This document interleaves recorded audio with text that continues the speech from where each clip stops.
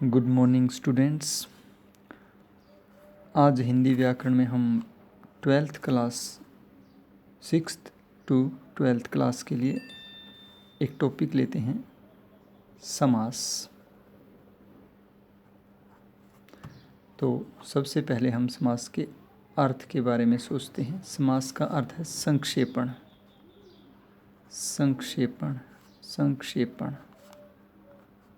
अर्थात बड़ी बात को थोड़े शब्दों में या छोटे रूप में कहना, इसे हम समास कहते हैं। क्योंकि समास अपने आप में एक शैली है, तो व्यास शैली में कही गई बात को समास शैली में रखना। फिर हम परिभाषा लेते हैं। परिभाषा में क्या होता है? परस्पर संबंध रखने वाले, परस्पर संबंध रखने वाले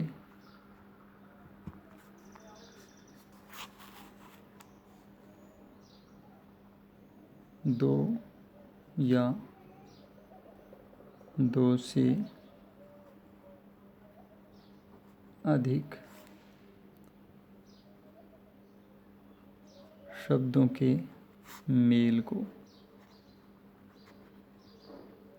समास कहते हैं।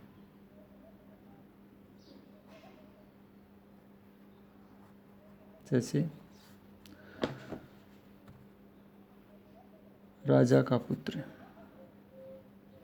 राजा का पुत्र, ये विग्रह है जो कि व्यास शैली में होता है। इसको हम समास शैली में लिखेंगे तो समस्त पद हमें प्राप्त होगा। राजपुत्र, राजपुत्र।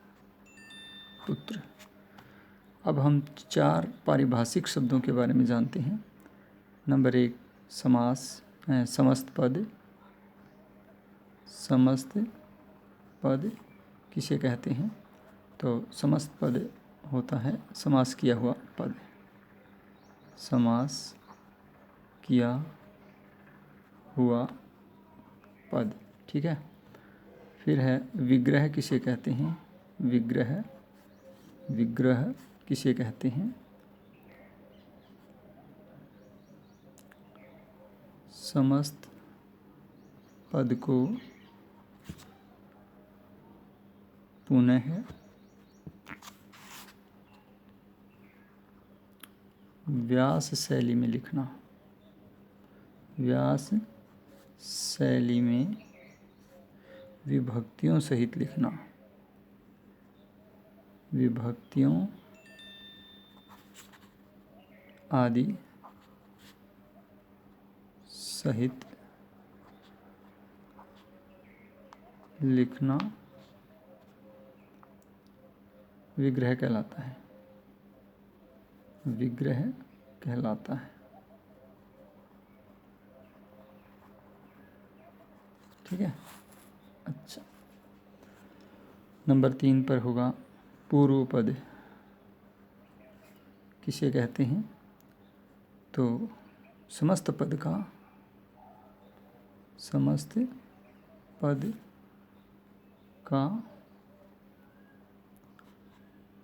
पूर्वार्ध समस्त पद कहलाता है। पूर्वार्ध या पहला पद पूर्व पद कहलाता है। फिर नंबर 4 है उत्तर पद किसे कहते हैं? उत्तर पद, तो इसको हम कहेंगे समस्त पद का उत्तरार्ध।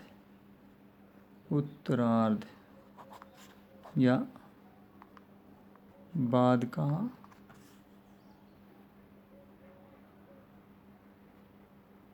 आधा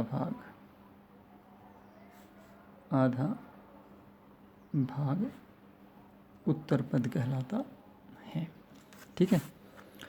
अब समास के भेद देखिए। वैसे तो समास के 6 भेद माने जाते हैं, लेकिन पद प्रधानता के आधार पर इसके 4 भेद किए गए हैं।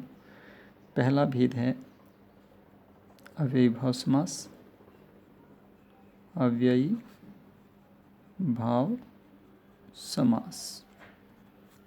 तो अव्ययी भाव समास किसे कहते हैं? जिस समास में पहला पद प्रधान हो तथा समस्त पद अव्यय रूप हो या अव्यय का काम करे, उसे क्या कहते हैं? अव्ययी भाव समास कहते हैं। ठीक है। नंबर 2 पर है, पहले उदाहरण देखिए इसका। यथामति, ये समस्त पद है, तो इसका विग्रह होगा मति के अनुसार। मति यानी बुद्धि, मति के अनुसार।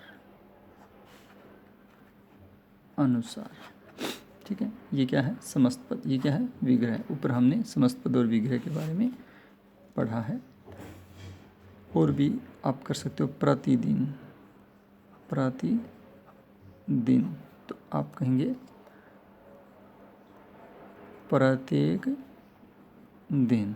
इसको इस तरह भी लिख देते हैं विग्रह में, दिन दिन के प्रति। तो इसमें अगर ध्यान से देखें तो जो पहला पद होता है उसकी प्रधानता होती है, और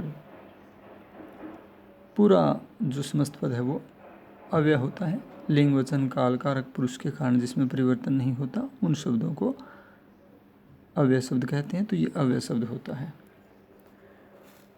इसके पश्चात अव्ययी भाव जो समास है, इसके बाद दूसरे नंबर पर आएगा तत्पुरुष समास, जिसको हम दूसरे वीडियो में कराएंगे। धन्यवाद।